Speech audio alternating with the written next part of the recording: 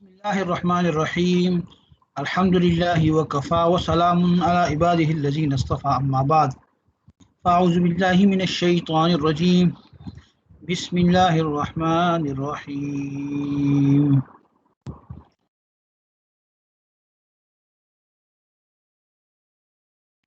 ولقد آتينا داود منا فضلا يا جبال أوبي معه والطير وألنا له الحديد أن اعمل سابغات وقدر في السرد واعملوا صالحا إني بما تعملون بصير صدق الله مولانا العظيم.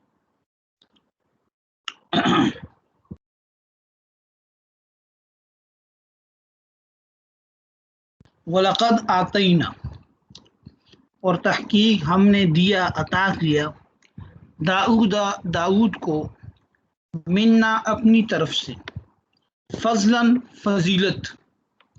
فضل کا معنی انعام کے، فضیلت کے، عطا کے آتے ہیں، نعمت کے آتے ہیں. تو ہم نے اپنی طرف سے داؤد کو بڑی نعمت دی تھی. وہ کیا تھی؟ کہ نعمتوں میں سے یا جبالو کہ اے پہاڑوں، یعنی اللہ کی جانب سے حکم تھا پہاڑوں کے لیے کہ اوبی معہ کہ تم تسبیح کرو ماہو اس کے ساتھ، یعنی حضرت داؤد علیہ السلام کے ساتھ تسبیح کرو. والطیرہ اور اسی طرح پرندوں کو بھی حکم دیا تھا. وَأَلَنَّا اور ہم نے نرم کر دیا لہو اس کے لیے الحدید لوہے کو، یعنی لوہے کو اللہ تعالیٰ نے حضرت داؤد علیہ السلام کے لیے نرم کر دیا تھا. حضرت داؤد علیہ السلام زرے بنایا کرتے. زرے کا مطلب ہے کہ جو جنگی لباس ہوتا ہے، اور روایات میں آتا ہے کہ اللہ تعالیٰ نے ان کے لیے لوہے کو ایسے نرم کر دیا تھا جیسے موم ہوتی ہے. ٹھیک ہے، تو وہ اللہ تعالیٰ نے ان کو ایک یہ نعمت عطا فرمائی تھی. اسی طرح جب حضرت داؤد علیہ السلام ذکر میں مشغول ہوتے تھے تو بھی ان کے ساتھ یہ جو پہاڑ ہوتے تھے، اسی طرح پرندے ہوتے تھے، وہ ان کے ساتھ تسبیح میں لگ جاتے تھے. تو بہرحال ہر چیز اللہ کی تسبیح بیان کرتی ہے. تو داؤد علیہ السلام کے ساتھ یہ خاصیت تھی کہ وہ ان چیزوں کے اوپر وجد طاری ہو جاتا تھا.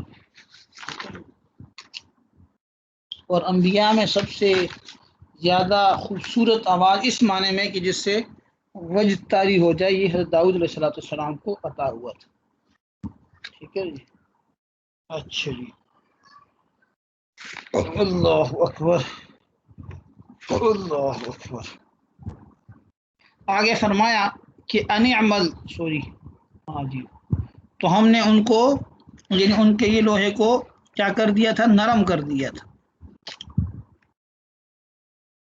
انعمل سابغات وقدر فی السرد، یہ کہ ان کو حکم تھا یہ کہ تم بناؤ سابغات کشادہ زریں، وقدر اور اندازہ رکھو فی السرد، سرد کے اندر. سرد کہتے ہیں جو لوہے کی دو کڑیوں کو آپس میں ملایا جاتا ہے. ٹھیک ہے نا، یعنی کڑیاں جوڑنے میں تم ایک اندازہ رکھو. وَعْمَلُوا صَالِحًا اور تم عمل کرو اچھے. انی بما تعملون بصیر بے شک میں جو تم کرتے ہو اس کو دیکھ رہا ہوں. یعنی اللہ کی طرف سے یہ حکم تھا کہ پوری زریں بناؤ اور کڑیوں یعنی جوڑنے کے اندازے رکھو اور نیک عمل کرتے رہو. اور فرمایا کہ میں تمہارے اعمال کو دیکھ رہا ہوں. یعنی یہ حضرت داؤد علیہ السلام کو اللہ کی جانب سے حکم تھا. وَلِسُلَيْمَانَ الرِّيحَ غُدُوُّهَا شَهْرًا وَرَوَاحُهَا شَهْرًا اور سلیمان کے لیے، یعنی ہم نے سلیمان کے لیے کیا کر دیا تھا؟ ریحاً ہوا کو مسخر کر دیا تھا. ہوا کیسی تھی؟ غدوُّهَا شَهْرًا کہ اس کا صبح کی وقت کا چلنا، یعنی صبح کی جو اس کی منزل تھی، شہرن وہ ایک مہینے کے برابر تھی. یعنی صبح کو جو ہوا چلتی تھی وہ ایک مہینے جتنا فاصلہ طے کرتی تھی. وہ رواحها اس کی شام کی منزل، یعنی شام کو جب وہ چلتی تھی، شہرن تو وہ بھی ایک ماہ کا فاصلہ طے کر لیتی تھی. اتنی تیز ہوا حضرت سلیمان علیہ السلام کے لیے اللہ نے مسخر کر دی تھی. حضرت سلیمان علیہ السلام ہوا کے دوش پہ اپنے تخت کو لے کے سفر بھی کیا کرتے تھے. اور آگے فرمایا وَأَصَلْنَا لَهُ عَيْنَ الْقِطْرِ، وَأَصَلْنَا اور ہم نے ان کے لیے بہا دیا عین القطر تانبے کا چشمہ، وَمِنَ الْجِنِّ اور اسی طرح ہم نے مسخر کر دیا تھا حضرت سلیمان علیہ السلام کے لیے من الجن جنات کو بھی، من یعمل کہ وہ کام کرتے تھے بین یدی ان کے سامنے، باذن ربہ اللہ کے حکم کے ساتھ، اس کے رب کے حکم کے ساتھ، ومن یزغ منہم عن امرنا نذقہ من عذاب السعیر، اور یہ کہ یزغ من یزغ جو یعنی ٹیڑھا ہوگا یا کجی اختیار کرے گا ان جنات میں سے ان امرنا ہمارے حکم سے، تو نذقہ من عذاب السعیر تو ہم اس کو جہنم کا آگ چھکائیں گے، یعنی اللہ کی طرف سے جنات کو یہ حکم تھا، ہاں جی اللہ نے ان کو حکم دیا تھا کہ بھئی اس کے حکم کے خلاف نہیں چلنا، اگر چلو گے تو پھر تمہیں عذاب ہوگا۔ تو یہ بھی اللہ تعالیٰ نے حضرت سلیمان علیہ السلام کو ایک خصوصیت دی تھی، ہوا کو بھی تابع کر دیا تھا اور جنات بھی ان کے تابع تھے، اور پھر وہ جنات سے کام بھی کرواتے تھے۔ کام کیا ہوتا تھا؟ یعملون لہو کہ وہ بناتے تھے اس کے لیے، سلیمان علیہ السلام کے لیے، ما یشاء جو وہ چاہتے تھے۔ کیا کیا چاہتے تھے؟ مثلا من محاریب بڑی بڑی عمارتیں، و تماثیل اور تصویریں، تمثال کی جمع ہے، تصویروں سے مراد یہاں پہ جو غیر زیرو کی تصویریں ہیں، کیونکہ تورات کی تصریح سے یہ معلوم ہوتا ہے کہ اس میں بھی یعنی بنی اسرائیل کے اندر بھی جاندار کی تصویر منع تھی۔ وہ جفان اور پیارے، جفن کی جمع اس کا مطلب بڑا جو کھلا برتن ہوتا ہے نا، ٹب وغیرہ، کل جواب جیسے بڑے بڑے حوض ہوتے ہیں، یعنی اتنے بڑے بڑے برتن وہ بناتے تھے۔ وہ قدور اور دیگیں بناتے، راسیات جو راسیات تھیں یعنی جمی ہوئی تھی، بڑی مضبوط اور بھاری دیگیں بناتے تھے، اور اللہ کی طرف سے حکم تھا کہ اعملوا آل داؤد شکرا، اے داؤد کی اولاد تم شکر بجا لاؤ، وقلیل من عبادی الشکور اور میرے بندوں میں سے بہت کم ہے شکر کرنے والے۔ فلما قضینا علیہ الموت، بس میرے خیال میں یہاں تک رکھتے ہیں، تھوڑی سی اس کی تفسیر کر لیں گے۔ تو یہ آیات کے اندر حضرت سلیمان علیہ السلام اور حضرت داؤد علیہ السلام پر اللہ تعالیٰ نے جو انعامات فرمائے تھے ان انعامات کا یہاں پہ ذکر ہے، ٹھیک ہے۔ تو داؤد علیہ السلام کو فضل عطا کیا تھا، فضل کا ویسے لغوی معنی تو زیادتی کے آتے ہیں، زیادہ دینا، اور مراد یہاں پہ خاص قسم کی صفات اور خاص قسم کی عنایات۔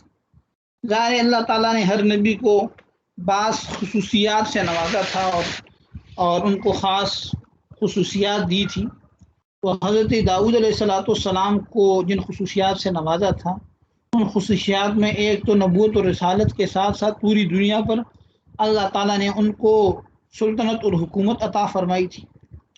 اسی طرح اللہ تعالیٰ نے ان کو خوش الہانی اور خوش آوازی جیسی صفت عطا فرمائی تھی، چنانچہ جب وہ زبور پڑھتے تھے تو پرندے ہوا میں اڑتے اڑتے وہ کیا ہو جاتے تھے جی، اس کو سنتے ہوئے جمع ہو جاتے تھے، تو سارے یعنی پہاڑ بھی ان کے ساتھ جو ہے وہ جھومنے لگتے تھے۔ تو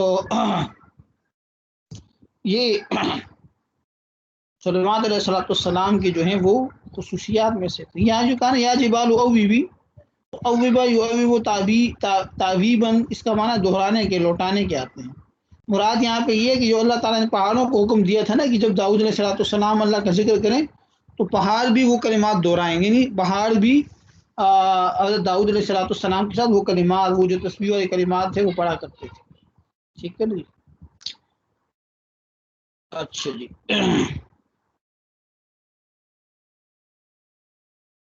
بہرحال یہ جو تسبیح تھی یہ کوئی خاص تسبیح ہی مراد ہوگی، کیونکہ جیسے تو ہر چیز اللہ تعالیٰ کی تسبیح بیان کرتی ہے، جیسے کہ قرآن کریم میں اللہ تعالیٰ نے فرمایا کہ وَإِن مِّن شَيْءٍ إِلَّا يُسَبِّحُ بِحَمْدِهِ وَلَٰكِن لَّا تَفْقَهُونَ تَسْبِيحَهُمْ، کہ کوئی بھی چیز ایسی نہیں ہے جو اللہ کی حمد و ثنا بیان نہ کرتی ہو، لیکن تم لوگ ان کی تسبیح کو نہیں سمجھتے، ٹھیک ہے نا جی۔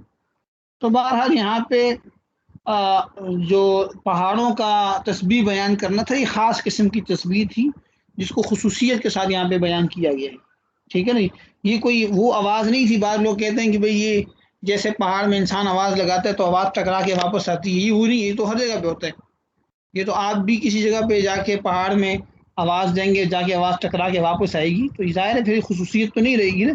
حضرت داؤد علیہ السلام کو یہ جو صفت بیان کی گئی یہاں پہ وہ خاص صفت عطا کی گئی تھی. ٹھیک ہے جی. تو اس کو بازگشت کہنا، یہ اس کو عام تسبیح کہنا، یہ وہ مراد نہیں ہے. اسی طرح یہ جو پرندے تھے، ٹھیک ہے جی، پرندوں کو بھی اللہ تعالیٰ نے داؤد علیہ السلام کے تابع کر دیا تھا. تسخیر کا مطلب یہاں پہ یہ ہے کہ پرندے بھی آپ کی آواز پر ہوا میں جمع ہو جایا کرتے تھے، اور وہ بھی پہاڑوں کی طرح تسبیح میں لگ جاتے تھے. حضرت داؤد علیہ السلام کی خصوصیات میں خصوصیت یہ ذکر کی کہ ہم نے ان کے لیے وَأَلَنَّا لَهُ الْحَدِيدَ، یعنی ہم نے ان کے لیے لوہے کو کیا کر دیا تھا جی؟ نرم کر دیا تھا. نرم کرنے کا کیا مطلب ہے؟ یہاں پہ حضرت داؤد علیہ السلام جو ہیں وہ اچھا جی ٹھیک ہے یعنی حضرت داؤد علیہ السلام کو اللہ تعالیٰ نے ان کے لیے لوہے کو نرم کر دیا تھا، ایسے نرم جیسے موم ہوتی ہے، موم کی طرح وہ اس کو یعنی ان کو کوئی ضرورت، عام طور پہ تو جب لوہے کو پگھلایا جاتا ہے، اس سے کوئی چیز بنائی جاتی ہے تو اس میں ضرورت ہوتی ہے کہ اس کو آگ کے اندر پکایا جائے اور پھر اس کو ہتھوڑے سے مارا جائے. حضرت داؤد علیہ السلام کو اس کی ضرورت نہیں ہوتی تھی. ان کے لیے اللہ تعالیٰ نے قدرتی طور پر ان کو یہ معجزہ عطا فرمایا تھا کہ آپ جس طرف بھی بغیر ہتھوڑے کے، بغیر کسی آگ کے، بغیر کسی آلے کے لوہے کو پکڑتے تھے، جس طرف موڑتے تھے وہ مر جاتا تھا. یہ اللہ تعالیٰ کی عطا اور دین تھی. ٹھیک ہے جی. اچھا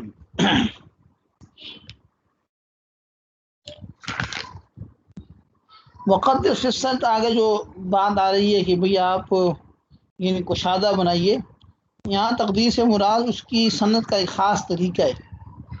ظاہر ہے کہ اس میں ہر چیز کو بنانے کے خاص طریقہ ہوتا ہے، تو یہ ان کو اللہ تعالیٰ نے صلاحیت عطا فرمائی تھی. چلیے، اس سے ایک بات یہ بھی معلوم ہوگی کہ یہ جو بعض اوقات ہمارے یہاں یہ جو لوہار کا پیشہ ہے، اس کو لوگ حقیر سمجھتے ہیں. اس سے ہمیں ایک بات یہ بھی معلوم ہوئی کہ اللہ تعالیٰ نے خاص طور پر داؤد علیہ السلام کو اس صفت سے نوازا تھا. اس لیے ایک صفت جو پیشہ ہوتا ہے، کوئی پیشہ حقیر نہیں ہوتا. پیشے کے ساتھ انسان کو جو ہے وہ یعنی انڈر اسٹیمیٹ کرنا یہ درست بات نہیں، صحیح بات نہیں. بہرحال پیشہ، اور اس آیت سے ایک بات یہ بھی معلوم ہوتی ہے کہ کوئی بھی پیشہ ہو وہ انسان کے لیے ایک نعمت ثابت ہوتی ہے، جیسے کہ اللہ تعالیٰ نے یہاں پہ حضرت داؤد علیہ السلام کے لیے یہ جو زرے بنانے کا پیشہ ہے یا زرے بنانے کا عمل ہے، اس کو ایک نعمت کے طور پر گردانا. نبی علیہ السلام ایک حدیث میں خاص طور پر ذکر کیا، فرمایا کہ اے اللہ کے بندو، اپنی ہاتھ کی کمائی سے کھایا کرو، کہ تمہاری اپنی کمائی ہوئی کمائی سے، حلال مال سے، یعنی تمہاری اپنی جو ہاتھ کی کمائی ہے، ہاں جی، وہ حلال ترین مال ہے، اس سے کوئی زیادہ حلال نہیں ہے. اور پھر آپ نے یہ بھی فرمایا کہ داؤد علیہ السلام جو تھے وہ اپنے ہاتھ کی کمائی کھایا کرتے تھے. ٹھیک ہے. بہرحال حضرت داؤد علیہ السلام کے ساتھ ساتھ پھر اللہ تعالیٰ نے حضرت سلیمان علیہ السلام کا ذکر بھی کیا. جس طرح داؤد علیہ السلام کے لیے اللہ تعالیٰ نے پہاڑوں کو، پرندوں کو مسخر کیا تھا، اسی طرح سلیمان علیہ السلام کے لیے اللہ تعالیٰ نے ہوا کو مسخر کیا تھا. اور پرندے بھی آپ کے لیے مسخر تھے، جیسے کہ ہدہد وغیرہ کے واقعات سے معلوم ہوتا ہے. ہوا سلیمان علیہ السلام کے حکم کے تابع تھی، اور سلیمان علیہ السلام اس کو جس طرف چلنے کا حکم کرتے تھے وہ چلتی تھی، اور آپ علیہ السلام اس کے اوپر سفر کیا کرتے تھے. ٹھیک ہے. اور بڑی تیز ترین ہوا ہوتی ہے. عام طور پہ جب ہوا تیز ہو تو انسان خود نہیں اپنے آپ کو قابو کر سکتا، لیکن سلیمان علیہ السلام کو اس پر اللہ تعالیٰ نے قدرت عطا فرمائی تھی. تو یہاں پہ دو لفظ استعمال ہوئے، غدو کا معنی صبح کے وقت چلنا، اور رواح کا معنی شام کے وقت چلنا. مطلب اس کا یہ ہے کہ صبح اور دوپہر تک یہ جو ہوا ہوتی تھی، یہ حضرت سلیمان علیہ السلام کے تخت کو اپنے اوپر اٹھا کے چلتی تھی، اور سلیمان علیہ السلام پہ ادھر ادھر سفر کیا کرتے تھے. ٹھیک ہے. اچھا جی. تو بہرحال سلیمان علیہ السلام اس طریقے سے سفر کیا کرتے تھے۔ یہ یہاں پہ آیت کے اندر یہ ذکر ہے کہ وَأَسَلْنَا لَهُ عَيْنَ الْقِطْرِ، یعنی ہم نے ان کے لیے سلیمان علیہ السلام کے لیے تانبے کا چشمہ بہا دیا، ٹھیک ہے۔ اب یہ تانبا تو بڑی سخت قسم کی دھات ہے، تو اللہ تعالیٰ نے سلیمان علیہ السلام کی طرح پانی کی طرح بہنے والا اس کو سیال بنا دیا تھا، اس کو بالکل لیکوڈ بنا دیا تھا، اور بالکل پانی کے چشمے کی طرح وہ چلتا تھا، ٹھیک ہے نا جی۔ تو بہرحال اس تانبے سے پھر کیا کیا جاتے تھے، برتن بنائے جاتے تھے، ٹھیک ہے نا۔ باقی یہ کام حضرت سلیمان علیہ السلام جنات سے لیا کرتے تھے، اور جنات کو بھی اللہ تعالیٰ نے حضرت سلیمان علیہ السلام کے لیے یعنی مسخر کر دیا تھا، ان کو تابع کر دیا تھا۔ کہ حضرت سلیمان علیہ السلام کو خاص طور پر یہ معجزہ کہہ لیں یا یہ نعمت کہہ لیں یا یہ دسترس کہہ لیں جو اللہ کی طرف سے ان کو حاصل تھی۔ اور اللہ تعالیٰ کی طرف سے جنات کو بھی اس بات پہ معمور کیا گیا تھا کہ وہ حضرت سلیمان علیہ السلام کی خدمت کریں، ان کی اطاعت کریں۔ اگر انہوں نے حضرت سلیمان علیہ السلام کی اطاعت نہیں کی، ان کی بات نہیں مانی، تو پھر اللہ تعالیٰ ان کو عذاب دیں گے، ٹھیک ہے۔ تو اس عذاب سے کیا مراد ہے، اس کو اکثر مفسرین نے اس کا معنی یہی کیا ہے کہ جہنم کا عذاب مراد جو اللہ تعالیٰ دیں گے، ٹھیک ہے نا جی۔ اور بعض حضرات نے فرمایا کہ دنیا میں اللہ تعالیٰ ان پر ایک فرشتہ مسلط کر دیا تھا، اور جن سلیمان علیہ السلام کی اطاعت میں کوتاہی کرے تو اس کو آگ کے کوڑے لگائے جائیں۔ یہ بھی ایک تفسیر کی گئی ہے، یعنی جو جنات کے اوپر اللہ تعالیٰ نے ایک فرشتہ مقرر کیا تھا کہ اگر یہ سلیمان علیہ السلام کی بات نہیں مانتے تو آگ کا کوڑا ان پہ لگایا جائے۔ تو یہ عذاب الصغیر کو، یعنی بعض نے اس کو عذاب الصغیر کہا کہ جنات کو اس کا خوف تھا تو وہ پھر بات مانتے تھے۔ یہاں پہ ایک شبہ ہو سکتا ہے، شبہ یہ ہو سکتا ہے کہ اگر اس تفسیر کو مان لیا جائے کہ سلیمان علیہ السلام کی اللہ تعالیٰ نے ایک فرشتے کو مقرر کیا تھا جس کے پاس آگ کا ایک کوڑا تھا اور وہ آگ کا کوڑا مارتے تھے، تو پھر سوال یہ ہوگا کہ جنات تو خود آگ سے بنے ہوئے ہیں، تو کیا ان پر آگ اثر کرے گی؟ ٹھیک ہے، تو اس کا جواب یہی دیا گیا کہ ایسا ہی ہے جیسے کہا جاتا ہے کہ انسان مٹی سے بنا ہوا ہے۔ ہاں جی، اگر انسان کو مٹی کا ڈیلا اٹھا کے مارے تو اس کو لگے گا یا نہیں لگے گا؟ لگ جاتا ہے۔ تو اسی طرح جنات کو آگ بھی لگ جائے گی۔ تو یہ کوئی ایسی اشکال والی بات نہیں ہے، کیونکہ آگ کی مختلف کیفیات ہیں، مٹی کی مختلف کیفیات ہیں، تو اس کا یہ مطلب ہرگز نہیں ہے کہ آگ کے اوپر اثر نہیں کرتی۔ تو بہرحال یہ جنات جو تھے وہ اس طریقے سے حضرت سلیمان علیہ السلام کے تابع تھے، اور حضرت سلیمان علیہ السلام کے لیے کام کیا کرتے تھے۔ کام کیا کرتے تھے؟ بڑی بڑی اونچی عمارتیں بنایا کرتے ہیں، محاریب کہتے ہیں اونچی عمارتوں کو، یہ بنایا کرتے تھے۔ جیسے ظاہر ہے بادشاہ اور بڑے بڑے لوگ اپنے لیے جو کمرے بناتے ہیں، جو بڑے بڑے تعمیرات کرتے ہیں، وہی کرتے تھے، ٹھیک ہے نا۔ اور محاریب کا ایک جو ترجمہ ہے یہ حرب سے ہے، حرب کا معنی جنگ سے، ٹھیک ہے نا جی۔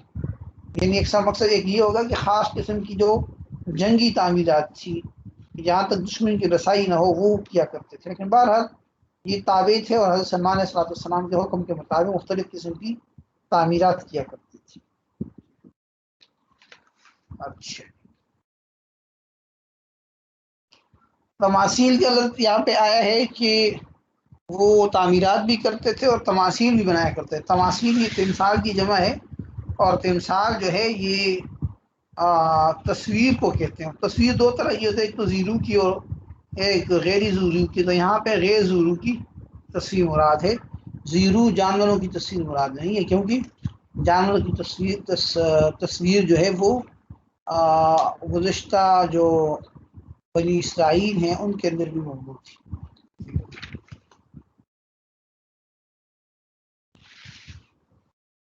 آگے جو تفسیر ہے اس کی بالکل واضح ہے، اور اسی طرح بڑی بڑی پلیٹیں، بڑے بڑے وہ برتن بنایا کرتے تھے اس کا ذکر ہے، اور بڑی بڑی دیگیں بنایا کرتے تھے۔ اور پھر اللہ تعالیٰ نے حکم دیا کہ اے داؤد کی اولاد تم کیا کرو، شکر کرو، عدل و انصاف پر قائم رہو، کیونکہ میرے بندوں میں سے بہت کم لوگ جو ہیں وہ شکر کرنے والے ہیں۔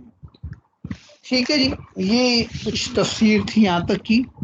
پتہ نہیں کتنے لوگ آپ میں سے آئے ہیں، اچھا 2 لوگ اور آ گئے۔ آگے پھر سلیمان علیہ السلام کی وصال کا ذکر ہے، ان آیات کو انشاءاللہ پھر ہم آگے پڑھیں گے. آپ لوگوں نے یاد رکھنا ہے، یہاں سے نہیں بات شروع ہو رہی ہے، اس کو پھر ہم دیکھیں گے. ٹھیک ہے جی. هذا هو المرام والله اعلم بحقیقت الکلام.